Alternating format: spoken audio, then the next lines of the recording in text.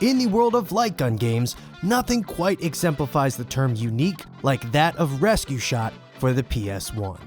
Released in 1999 by Namco, Rescue Shot takes the genre of light gun shooters and truly builds something memorable and distinct as you follow the airheaded yet happy-go-lucky Bo on his misadventures in hopes of collecting dream fragments to restore his memory.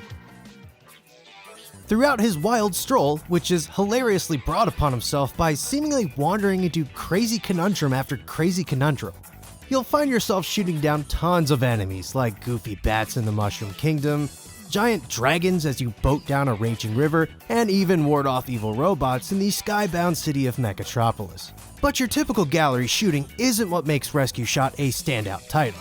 Trust me, the shooting is great, but it's the presentation along with other elements thrown into this wacky adventure that help it stick out amongst the covet of run-of-the-mill light gun games that were being pumped out at the time. As the player, you essentially act as a tour guide for Bo, and your job is to make sure he gets from one place to the next as unscathed as possible, no matter how wild that trip may be.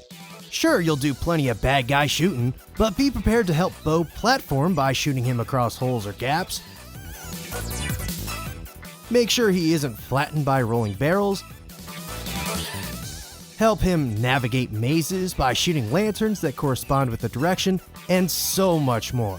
I mean, you even sort of dictate what happens in this crazy kart race shootout with gangsters in the city. Now that's just downright awesome. It's the inventiveness of these multi-layer levels and shifting camera angles that goes such a long way in making the Rescue Shot experience one for the books. Every new angle means new obstacles and enemies to test your hair trigger. And be sure to keep your eyes peeled, as even unassuming backgrounds can hold tons of goodies like extra dream fragments to expand your health bar, acorns which act as grenades, and even the occasional secret enemy worth a ton of extra points. Also, add this to the list of games where shooting the moon results in a cool secret. Man, do I love a game with a good aesthetic. And Rescue Shot is one of those games that really took advantage of the PS1's chunky, early 3D graphics by going for a children's storybook style, similar to that of a Kirby or Yoshi game. Certain levels like the first few really pop with a fairy tale-like cuteness as you parade around mushroom-flushed dirt paths, while others like the destructible mobster-stuffed trolley cars tone down the color yet still administer that guileless elegance.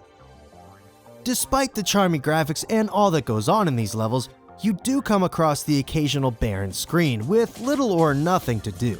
I guess these act as breathers, but some stick out as unusually empty. However, maybe this is remedied on higher difficulties. To complement your fancy shooting is some surprisingly excellent music, which combines a good mix of 90s dance, acid, and even hip-hop influence, making for the perfect upbeat soundtrack to follow Bo's wacky adventure. One track in particular sounds suspiciously similar to Check the Rhyme by A Tribe Called Quest, and that's not a bad thing.